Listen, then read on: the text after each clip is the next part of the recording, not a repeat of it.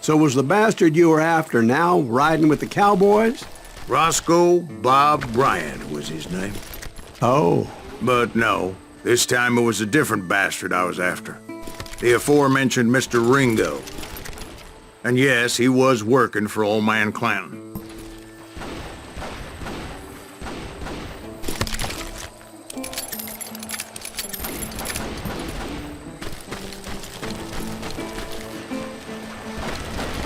Where's he going?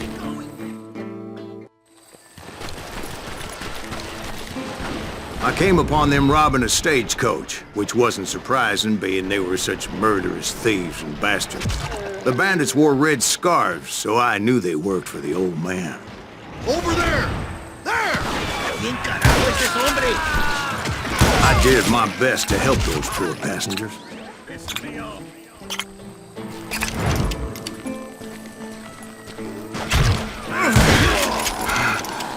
Moments later, the attackers were dead, and I checked the stagecoach to see how many passengers were still breathing. None.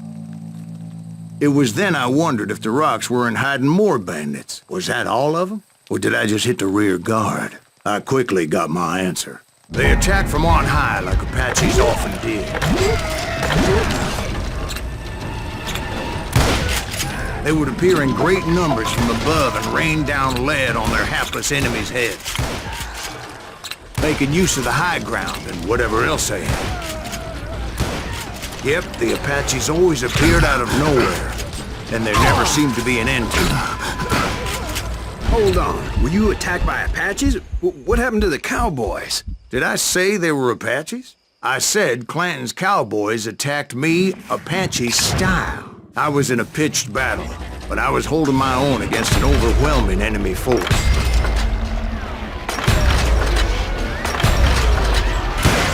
See, at the time, I was still pretty green and would often blunder into regrettable situations. But I just kept shooting at anything I could see up in those damn rocks. I didn't see Ringo. I knew he was with the cowboys. He and Roscoe Bob had done me a dreadful wrong, and I was determined to have my revenge. But to get to Ringo, I knew I'd have to fight my way past these other assholes first.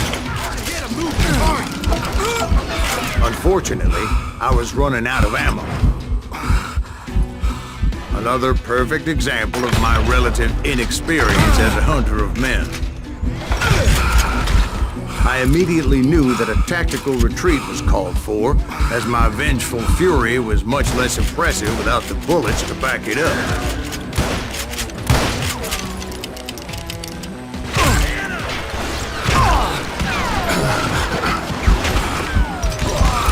Finally, they managed to corner me. Trapped as I was, the odds of my survival seemed pretty slim.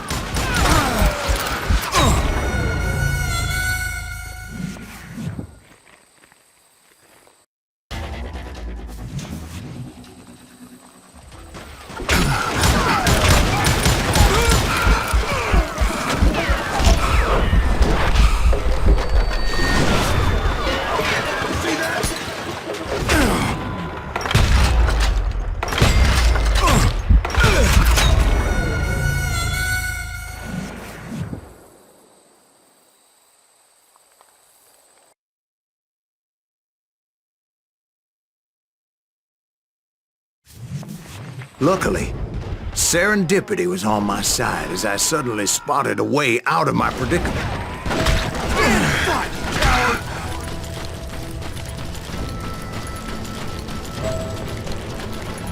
I ran ahead as if the devil himself was after me. Bullets were whizzing by my ears, but I wasn't about to roll over and die. I just kept running like there was no tomorrow. Because there wouldn't be if Clanton and his men caught up with me. As I was scurrying around those caves, I thought, what was I thinking, going up against a gang like this? I just kept running, not knowing where the hell I was going. You're done.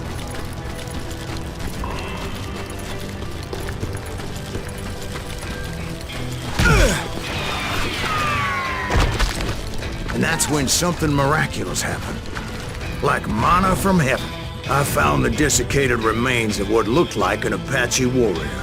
The old weapon next to him supplied me with some much-needed ammunition.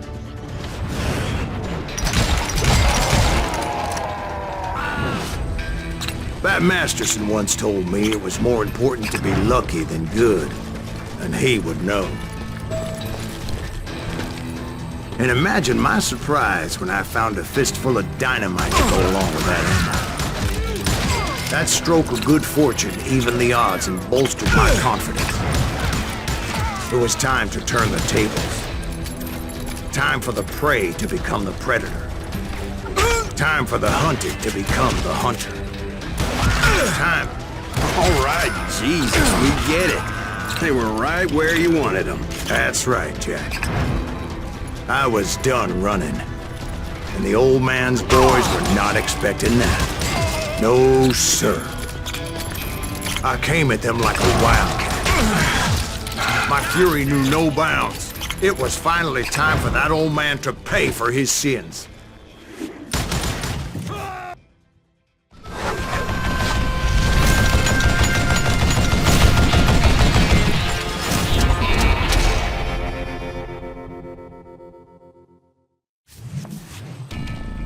I yelled out at the top of my lungs, "Clanton, I'm coming for you!" A little stealth might have made more sense, to be perfectly honest. Because that old fool had a Gatling gun and enough bullets to last him till Kingdom Come. But I knew I could not let that deter me. Not if I was to find and kill Ringo.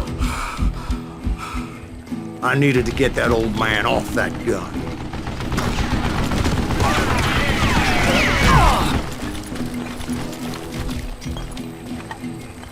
Stop your hiding from me!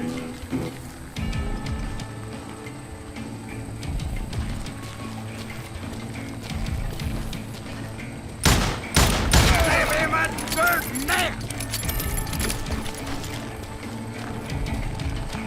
You can't hide from dynamite! Most everyone thought it was the Ruales who had come up against him in Guadalupe Canyon. But it was just me.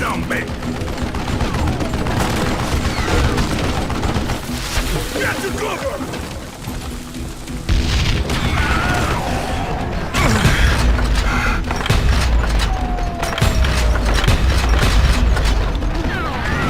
I don't know how you live this long.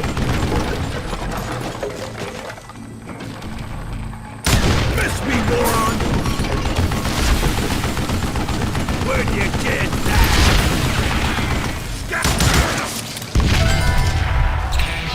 Apparently, one of the cowboys made it out of there alive, and told Ike and Billy Clanton that it wasn't a Mexican who took their father's life that day. They just assumed it was one of the Earps, and that little misunderstanding eventually led to that legendary gunfight at the OK Corral.